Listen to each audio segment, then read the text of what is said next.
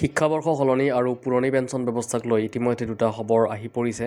আমি দুটা খবৰেই দিবলৈ বিচাৰিম আৰু এই খবৰ দুটাৰ দিছে শিক্ষামন্ত্ৰী ডাঙৰীয়াই, অৰ্থাৎ তেওঁক এই বিষয়ত কুৱেশ্যন কৰা হৈছিলে OPSৰ সম্পৰ্কত, আৰু তেওঁক কুৱেশ্যন কৰা হৈছিলে আপোনাৰ শিক্ষাবৰ্ষ সলনিক লৈ পেলাই।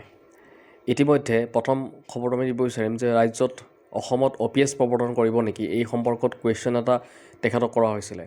আৰু সেই কুৱেশ্যনৰ আনচাৰত তেওঁ কৈছে যে অসমত বৰ্তমান UPS বা NPS বা নতুনকৈ যিটো UPS ছিষ্টেম আনিছে সেইটো কথা কৈছে, আৰু OPSৰ সংক্ৰান্তত তেওঁ একো মন্তব্য কৰা নাই। তেওঁ কৈছে যে UPS আহিছে ভাৰতত বা অসমত আহিছে বুলি তেওঁ সেইটো কথা কৈছে, কিন্তু OPSক লৈ পেলাই একো কোৱা নাই।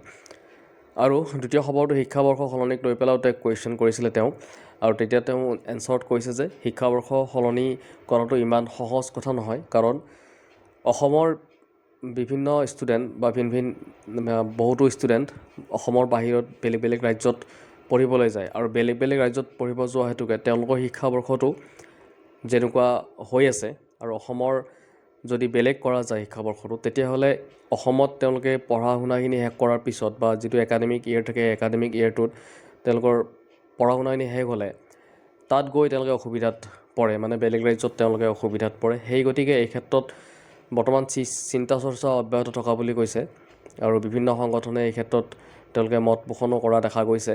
আৰু ফাইনেল আউটকাম এতিয়ালৈকে অহা নাই, অৰ্থাৎ শিক্ষাবৰ্ষ সলনি হ'ব নে নহয়। পঞ্চায়তে তেওঁ এই ক্ষেত্ৰত জটিল এটা প্ৰক্ৰিয়া বুলি তেওঁ অভিহিত কৰিছে। সম্পূৰ্ণকৈ তেওঁ ইয়াৰে সলনি হ'বই বুলি তেওঁ এই কথাটো কোৱা নাই, আৰু তাৰ কাৰণটো তেওঁ ইতিমধ্যে জানিবলৈ আমাক দিছে। আৰু দ্বিতীয় কথাটো আমি অলৰেডি পাতিলোৱেই যে পুৰণি পেঞ্চন ব্যৱস্থাৰ সম্পৰ্কত যিটো অল্ড পেঞ্চন স্কিম বুলি কোৱা হয়